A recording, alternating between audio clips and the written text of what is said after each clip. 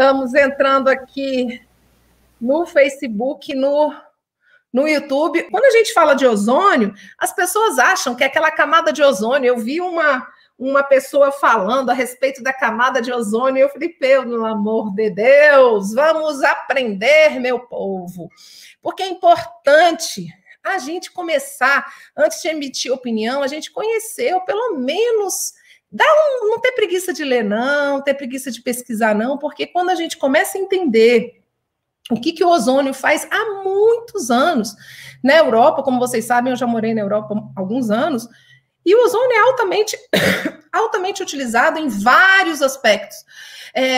Na questão de higienização, é o melhor, vamos dizer assim, desinfetante hospitalar, ele mata a superbactéria, ele é utilizado em várias outras clínicas que precisam, sim, fazer com que o nosso organismo tenha melhoras. Os atletas utilizam o ozônio e muito para melhorar a sua performance, porque ele melhora a oxigenação do corpo. E além do que, é importante dizer, ele é de graça, ele é da natureza. E tudo que vem da natureza, existe uma briga muito grande a respeito da indústria farmacêutica. Você sabia que com a vitamina C, ela não pode ser patenteada? Mas se você coloca uma coisinha lá mudando a vitamina C, aí eles patentiam. E colocam na cabeça da gente que a vitamina C in natura não presta. É a manipulação, infelizmente, da humanidade. Doutor Edson Saraiva... Boa noite. Também trazia aqui a doutora Maria Emília. Doutora Emília, tudo bom com a senhora? Tudo ótimo. Bem, boa noite a todos.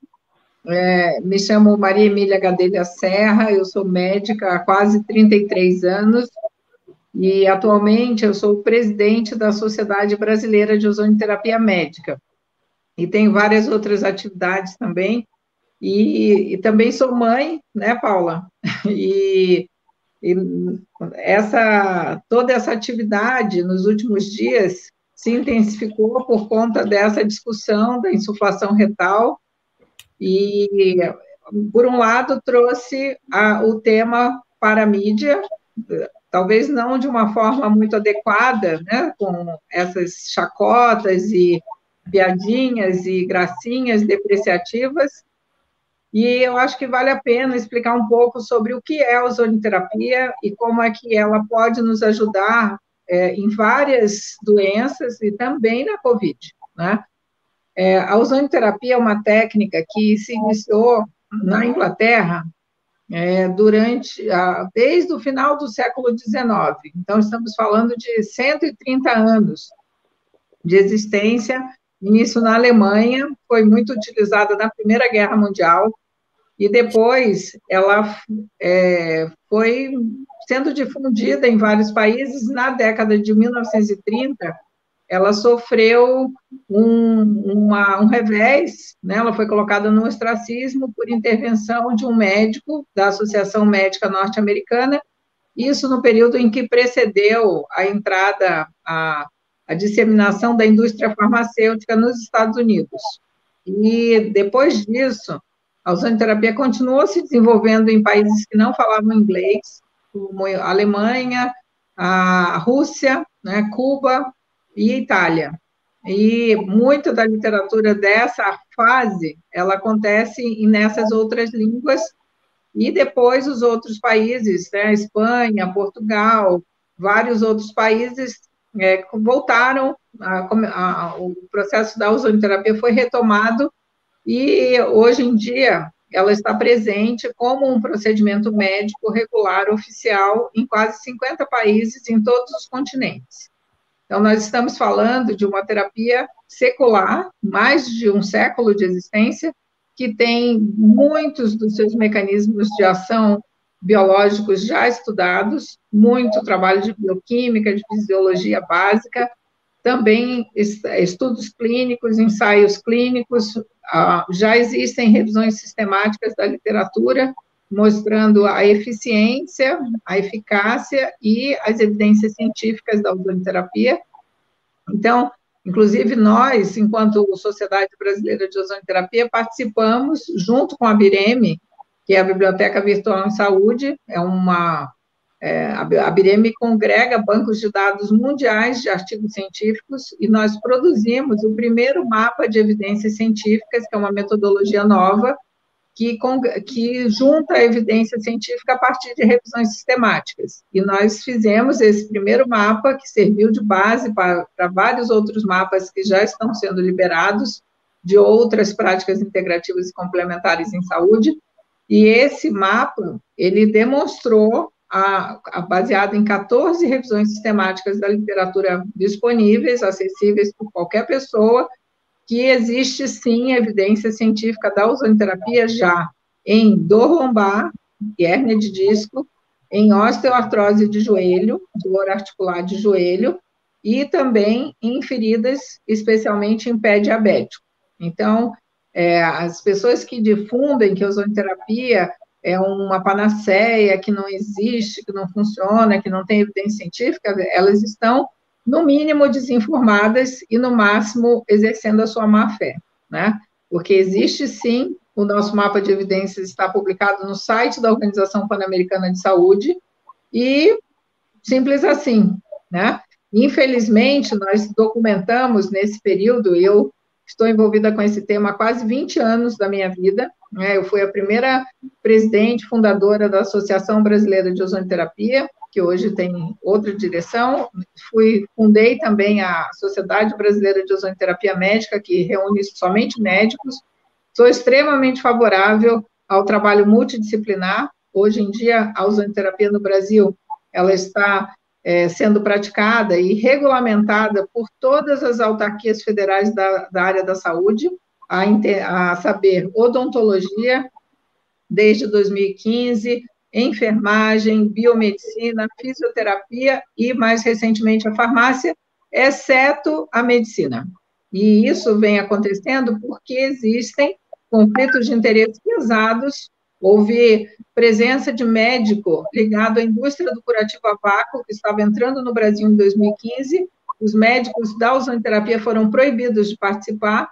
Então, nós temos uma situação absurda de cerceamento do direito do paciente ter acesso à ozonoterapia no Brasil, assim como cerceamento do direito do médico de exercício profissional livre, de acordo com a sua formação, de acordo com a sua responsabilidade. Isso é inaceitável, né?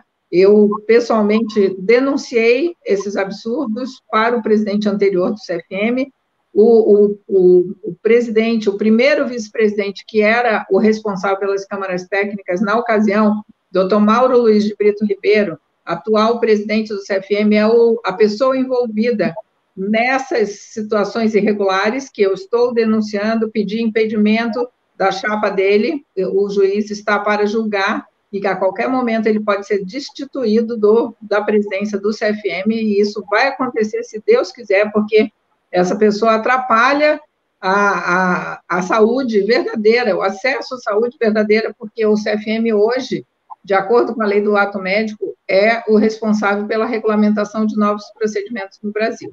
Então, diante de todo esse cenário absurdo, nós buscamos fazer projetos de lei. Existe o projeto de lei 9001, do qual eu participei da elaboração do texto, junto com a nossa assessoria de direito constitucional, na época, em conjunto com toda a equipe do senador Waldir Raupp, que foi o autor do projeto original, e o seu projeto, né, deputada, que, infelizmente, sofreu uma negativa em função desse absurdo que acontece, que nós sabemos dessa força política que acontece, a presença de lobista contratado do Conselho Federal de Medicina a peso de R$27 mil como assessor da presidência do CFM para fazer esse tipo de intervenção na Câmara dos Deputados em detrimento da saúde da população brasileira. Então, isso é inaceitável. E aí vamos falar um pouco do que é realmente a ozonoterapia para desmistificar essas ideias de que insuflação retal é absurda, é ridículo, que onde já se viu tomar nesse lugar um gás, né? Fizeram de todo tipo de brincadeira de mau gosto a respeito disso. Então, eu vou explicar um pouco, né, sobre o que é a ozonioterapia. Então, a ozonioterapia é uma técnica, é um procedimento, uma ferramenta terapêutica que pode ser utilizada para ajudar no tratamento de diversas doenças. E a primeira questão que surge é que como é que um único tratamento pode ser usado em doenças tão diferentes, desde infecção, a dor, a doença autoimune, a problema vascular, ferida, quer dizer, é uma coisa esquisita. E, na verdade, não tem nada de esquisito. O ozônio medicinal é um gás, é uma mistura gasosa, na verdade, de oxigênio e ozônio, que tem no máximo 5% de ozônio, mas é o ozônio que faz o efeito biológico principal. E esse gás, essa mistura de gases, ela é fabricada a partir de um equipamento chamado gerador de ozônio medicinal. É um equipamento portátil, relativamente pequeno, que pode ser transportado facilmente, né? E ele dá uma descarga elétrica de 15 mil volts até no oxigênio puro medicinal, dissocia as moléculas de oxigênio, que é o O2, e reagrupa como ozônio, que é O3. Então, sempre na seringa sai uma mistura de gases, que é oxigênio e ozônio, que é no máximo 5% de ozônio. E essa mistura de gases, ela pode ser aplicada de diversas formas. As vias sistêmicas, que você usa, por exemplo, misturar o ozônio no sangue, seja dentro de uma bolsa de transfusão, numa quantidade maior, cerca de 100 ml, ou numa quantidade menor, cerca de 5 ml, e aplica no músculo, né? Todos esses procedimentos, eles são bem estudados, bem definidos, com nível de segurança, né? E eu vou falar sobre a segurança também do procedimento.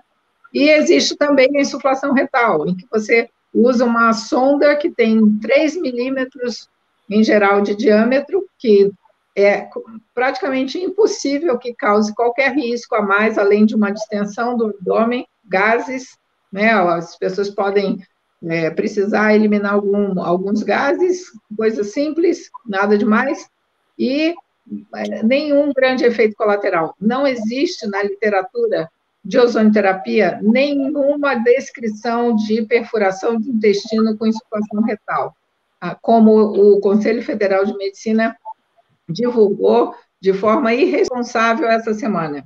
Isso é um absurdo, porque basta ver a quantidade de passagens de sonda retal que são feitas todos os dias em todos os hospitais. Algo literalmente absurdo que foi feito, né? Esse tipo de divulgação irresponsável, e o pior, né? Vindo do próprio conselho que orienta os médicos no Brasil. Isso é mais lamentável ainda. E nessas, existem outras vias tópicas também, você pode injetar ozônio em volta das articulações com dor, ou com algum tipo de degeneração. Nós temos também as aplicações tópicas, propriamente ditas, que são a bolsa plástica para tratamento de feridas. Então, você coloca um plástico em volta da lesão a ser tratada, a ser fechada, uma ferida de pé diabético, outra ferida de úlcera venosa, por exemplo, e se tira o ar por um sistema de vácuo e se enche com ozônio. E essa ferida fica recebendo 30 minutos. É importante só explicar para as pessoas que existem outros países, eu quero também passar a palavra aqui para o Dr. Edson Saraiva, mas é importante dizer que existem já os países da Europa, alguns países da Europa já utilizando como tratamento complementar, mas eu quero passar a palavra para o Dr. Edson, porque o Dr. Edson, além de uma pessoa que defensora do ozônio, ele é um ortomolecular aqui do Distrito Federal, uma pessoa que tem um total de crédito na população do Distrito Federal. A Emília, ela descreveu perfeitamente a situação que nós vivemos no país. Nós vivemos em diversos campos, né? As pessoas estão fazendo... Existe um trabalho de Pavlov, final do século retrasado, que é um trabalho de engenharia social, de fragmentação de informação. Ele, com cachorros, ele fragmentou, não vou descrever a experiência, e os cachorros começaram, no final, a morder o dono bom e atacar e lamber o dono ruim. Então, você fragmenta a informação, essa é uma técnica muito utilizada há muitos anos na mídia, e acaba acontecendo essas coisas impressionantes. Quer dizer, as pessoas que deveriam defender a saúde acabam prejudicando, porque o ozônio, ele é, assim, não é que ele ataque o vírus, ele falou muito bem, não é que ele ataque o vírus, ele não vai lá e dá tiro em vírus. O que o ozônio faz é acordar o nosso sistema de defesa, e tem trabalhos assim, tem quilos de trabalho sobre isso, tanto in vitro, como se diz, em placas, como em vivo. Né? Ele acorda o sistema de defesa humano. E eu entrei na ozonoterapia porque minha família, em 2002, ela foi gravemente contaminada, a Paula sabe disso, Felipe me auxiliou muito no combate com a Petrobras, porque houve uma incúria da Petrobras e acabou contaminando minha família como um todo. E eu fui buscar, então, em biomolecular, em bioxidativa, uma maneira de salvar a minha família. E encontrei na ozonoterapia uma resposta. Encontrei a Emília lá em Cuba, a primeira vez que eu fui, ela foi também. Então, nós nos encontramos lá há muitos e muitos anos, né? E eu acho que mais de 20, né? Mais de 20.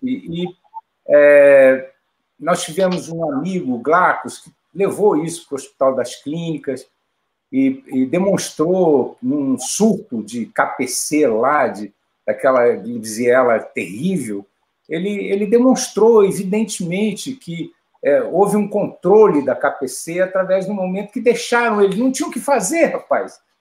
Você sabe o que é não ter o que fazer? Então, entra aí com esse teu negócio, né? E o Gracos entrou lá com o aparelhinho dele de ozônio e tirou muita gente do problema da KPC, e até saiu uma reportagem no Jornal Nacional, mas sumiu, não ficou mais nada, né? Pelos interesses que existem hoje em dia. Fazendo aqueles aparelhos, né, que deixam dentro dos hospitais, e que era até um trabalho dele, que ele chegou a me mostrar muitos anos atrás, aqueles aparelhos que colocam nos quartos hospitalares, né, doutor Edson? O ozônio, uma das coisas fundamentais em pé diabético, sabe? Quando eu tinha minha clínica, que hoje eu não tenho mais, eu me recolhi, né?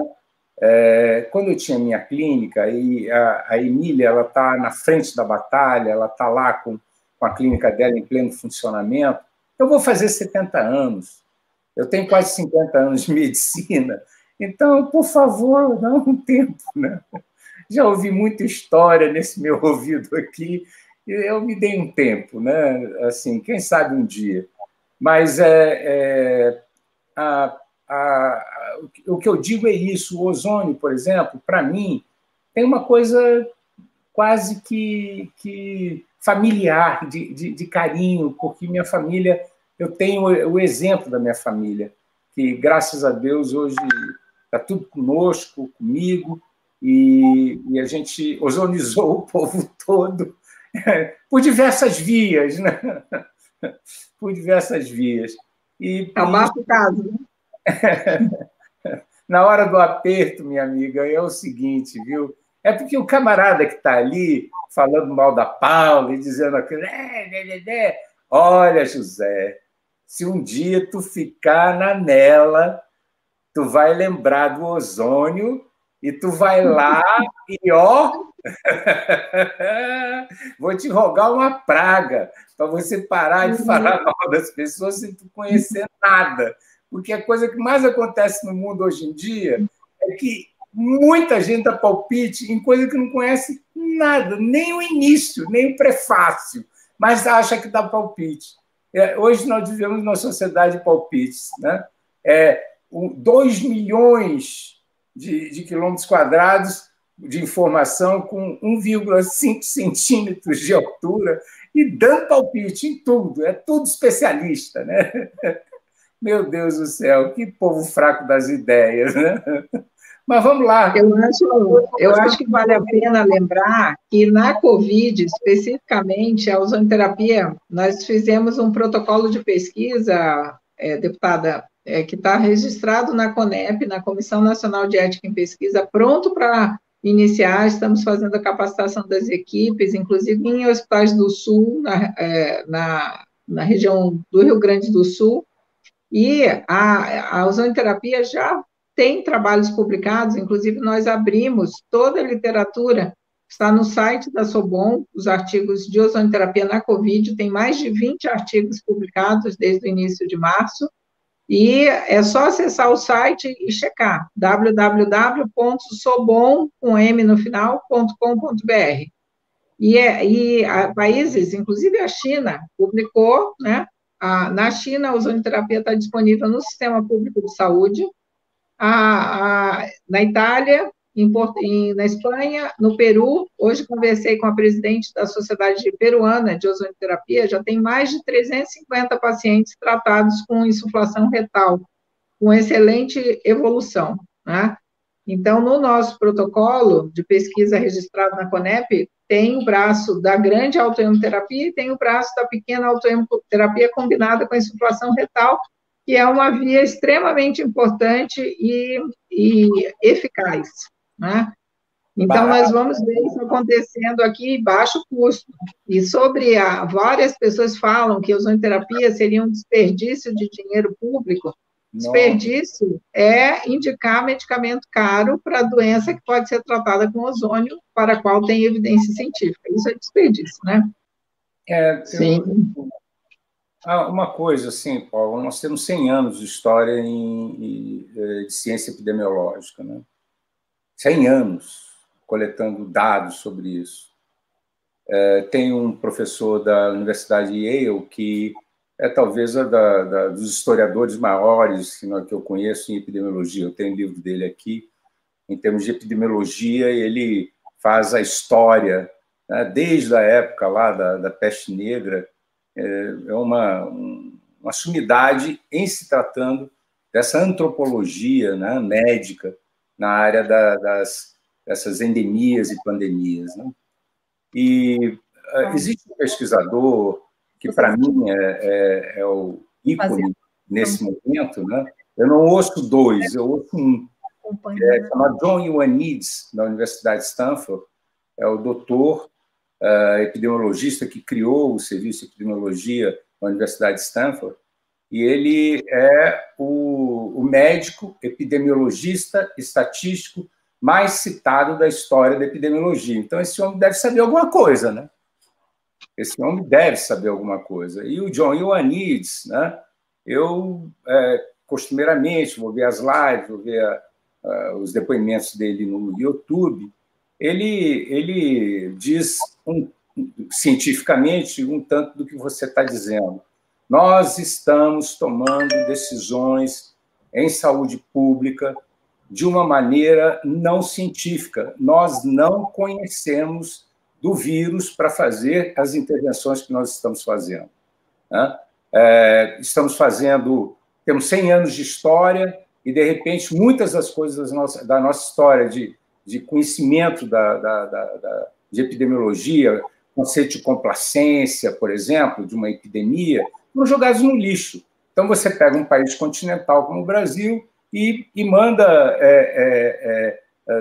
em todos os lugares, independente porque o conceito de complacência foi tirado da cardiologia, porque é quando o vaso contrai e dilata. Então, uma epidemia, ela tem contração e dilatação dependendo do local, dependendo da época. Ela é variável.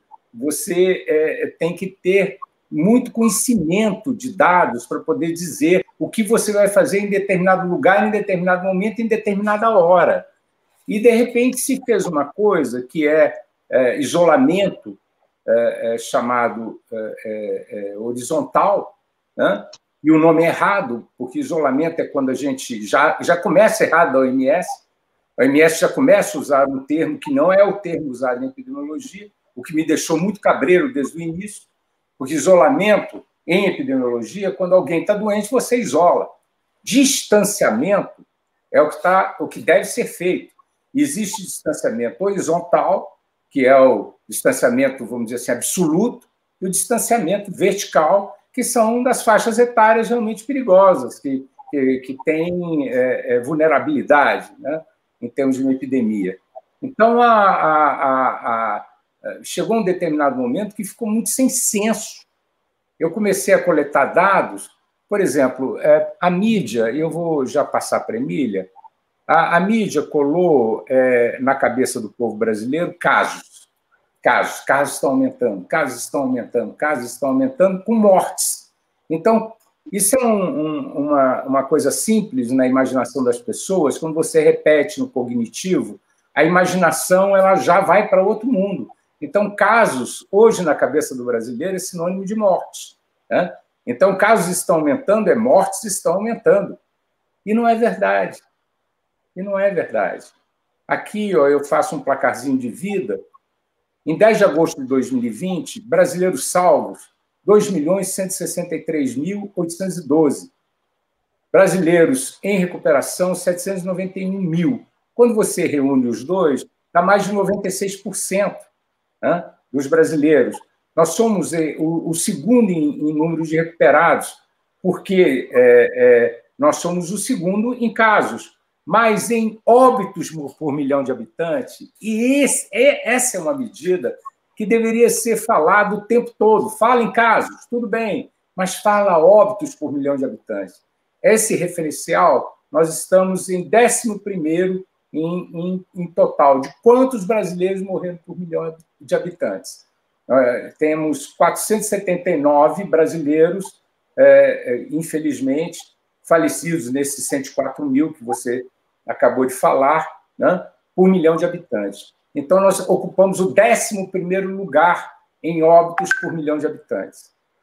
Isso é pesaroso falar em óbitos, né, mas se você for ver quantas pessoas morreram ano passado no cartório de óbitos, que é a web de óbitos dentro do portal da Transparência, do Ministério da Justiça, morreram mais de 500 mil pessoas. Em relação a esse ano, houve 30 mil pessoas a mais. E em relação a 1º de julho, até 9 de agosto de 2009, e 1º de julho a 9 de agosto de 2020, incrivelmente, se você for no cartório de óbitos, morreu menos gente em 2020, nesse período, que em 2019. Aí eu trouxe o que eu tinha que falar, né? Que a imunidade também, ozônio é para isso, vitamina D, pequenas coisas, pequenas medidas de valor máximo do dia a dia, né? O grupo da homeopatia no Brasil tem hoje um site que está atendendo de graça as pessoas. Conduzir ozônio para dentro dos hospitais com certeza resolveria, uma boa parte das pessoas não chegariam em UTI. Isso sim que tem que ser muito bem, vamos dizer, a palavra exata do que não está se fazendo, e se sabe, por exemplo, que deveria ser feito, essas pessoas têm que ser responsabilizadas, sabe? Porque muita gente que poderia estar vivo, desses 104 mil, não estão por causa disso. Se o ozônio, por exemplo, estivesse oficial dentro dos hospitais no Brasil, você pode dizer mesmo que metade dessas pessoas não estariam, das famílias não estariam chorando hoje a perda dos seus entes queridos, tá? Isso aí eu digo com certeza, metade não estaria, se nós tivéssemos um protocolo de ozonioterapia firmado nesse país, tá? E dentro dos hospitais. Fundamental isso, doutor Edson, mas estamos aí para que a gente possa cada vez alertar a população desse direito e de um tratamento muito mais eficiente e, inclusive, mais barato para todo o sistema de saúde público daqui do Brasil. Doutora Emília, nós já estamos chegando a 1 hora de live e vou deixar aqui para a senhora estar trazendo mais algo a respeito em relação à ozonioterapia, e do qual nós temos total confiança, mas também, se o doutor Edson quiser fazer esse complemento para que depois a gente possa encerrar, a questão mental das pessoas nesse momento do pânico social. Porque nós sabemos que somos o que pensamos. Então, quando as pessoas começam a ficar com medo, e a gente sabe que...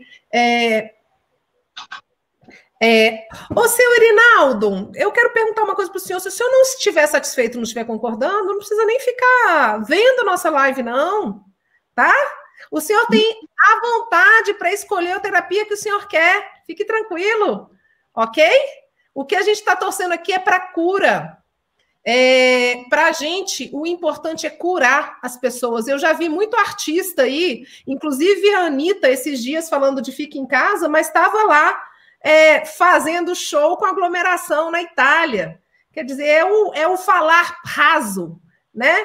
Muito artista falando que não ia tomar cloroquina, mas na hora que pegou, como disse o doutor Edson, tomou a cloroquina para se salvar.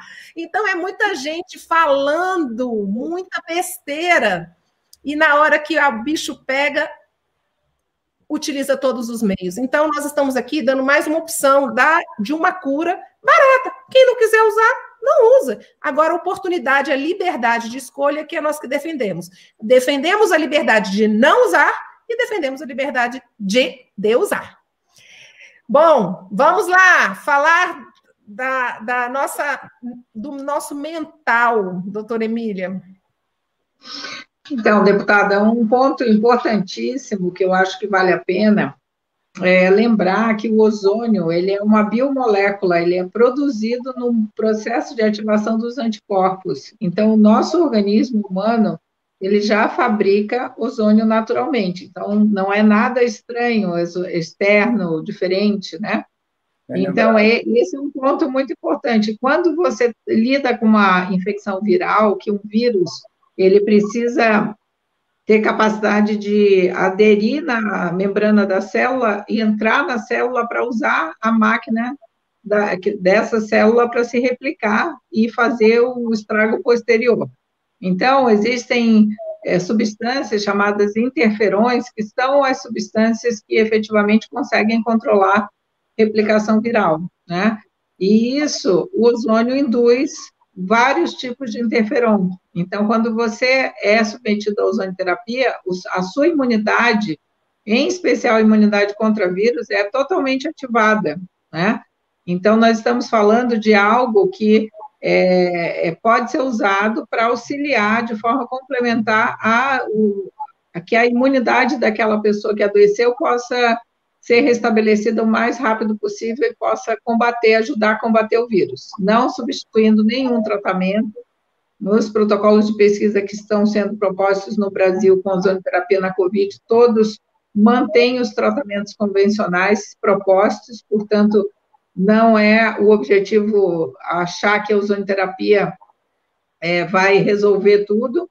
A observação que o doutor Edson fez, que é difícil da gente dizer quantos por cento, talvez até mais do que 50%, né? Porque o ozônio, ele age em tantas frentes, tanto que ele pode ser útil em todas as fases da Covid, porque ele age na inibição da replicação viral, ele age na modulação e otimização do sistema imunológico, ele age deixando o sangue mais fluido, diminuindo o risco de formação dos trombos, ele age na regulação do processo inflamatório e ele também age liberando fatores de regeneração dos tecidos. Então, as pessoas que tiveram COVID, que apresentam sequelas, lesões nos pulmões, fibrose, lesões renais, coração, sistema nervoso, elas podem sim se beneficiar, e nós podemos evitar que uma população grande de pessoas passem a desenvolver lesões com as quais elas vão ter que conviver durante muito tempo,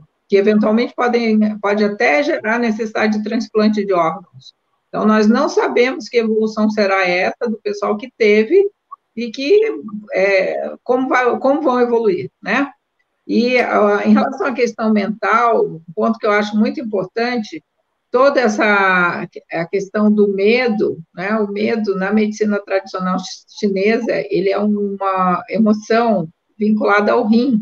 E o rim, na concepção da medicina chinesa, que é muito interessante, o rim controla a energia vital do indivíduo. Então, quando você tem medo, a emoção do medo é paralisante, né? E isso é muito útil para quem deseja fazer controle né? Tanto que eu estava comentando antes da live com vocês... Controle da sociedade, deixa a gente explicar isso. Controle social. Controle da nossa liberdade, controle do nosso pensamento. O medo gera pânico e as pessoas aceitam. Você tem que ficar em casa, você não pode sair para ir nadar, você não pode ter liberdade de ir e vir com medo. Então, o medo gera pânico e o medo gera passividade. E é isso que nós estamos aqui tentando alertar as pessoas.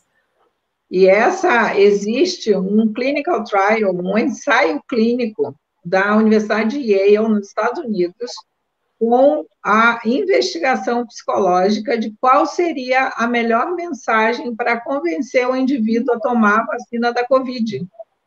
Quer dizer, qual é a intenção de se estudar o tipo de manipulação psicológica que precisa ser estabelecida com determinado ser humano para que ele seja convencido a tomar uma vacina. Entende? Quando nós temos, a humanidade passou por toda a evolução e chegou até hoje, sobreviveu a pandemias, porque nós temos algo chamado sistema imunológico, né? E esse sistema imunológico, ele pode sim ser suportado, amparado por uma série de medidas. Hoje em dia já se sabe do papel da vitamina D, né? E o fato de deixar pessoas em casa, reclusas, sem exposição solar, quer dizer, qual é a lógica da proibição da praia, por exemplo, né? Doutora Maria, antigamente existia, assim, um ditado, até me corrija, mas era ditado fala para as avós da gente, né? Casa que entra sol, não entra médico, né? Sim, sim. Então, e um detalhe interessante que você comentou no início da live, realmente, né, os profissionais de saúde adoecem, muitos morreram, eu tive colegas que faleceram de Covid, e a maioria em grupos de risco, ou que tinham uma vida desregrada, ou que não tinham dieta adequada, ou não se cuidavam em termos de saúde, apesar de serem profissionais de saúde, mas a imensa maioria, tem muitas pessoas que estão no dia a dia do convívio com o vírus, né, e que não adoeceram. Eu, por exemplo, já fiz vários exames e esse vírus não passou perto de mim ainda. Por que será? Né? E assim, e se eu tiver, esses comentários que fizeram com você, não pode ter? Claro que pode, óbvio que pode, né? Depende de carga viral, depende de exposição. Agora, se existir educação, por que os profissionais de saúde, então, podem trabalhar e se expor? Não é verdade? Então, nós temos que refletir sobre essa questão do isolamento realmente, acho que distanciamento, cuidados, tudo que já se sabe tem que ser utilizado agora. Até existem coisas que tem que sofrer revisão, né? E a questão mental, a preocupação e o medo, já se sabe que existe queda de sistema imunológico em pessoas com medo, né? E isso, você causa desregulação no sistema que controla as emoções. Existe até uma disciplina na medicina, um campo de estudo, chamada psiconeuroendócrino-imunologia. Mais recentemente, incluíram a cardiologia na história. Então, por quê? Porque quando o indivíduo ele cria pensamentos que são, digamos, de medo, depressão, ou qualquer emoção repetida que cause um desconforto emocional, ele gera um impacto quase imediato no sistema imunológico. Isso cai a imunidade realmente. Então, nós temos que cuidar, zelar muito bem da nossa saúde mental, né? E aí, pessoas que estão nessa reclusão, às vezes com problemas econômicos secundários em função de todo o processo. Obviamente, não é muito complicado conseguir manter saúde mental nessa situação, né? E aí, nesse ponto, eu acho que nós, como sociedade, precisamos discutir isso, né? Não ficar só no beabá da repetição, fica em casa, fica em casa, fica em casa. E por que os profissionais de saúde, vários profissionais, podem sair de casa e se expor, então? Boa noite, doutora Edson, muito grata, que Deus abençoe o senhor, a família do senhor. Doutora Maria Emília, muito grata pela presença dos senhores aqui.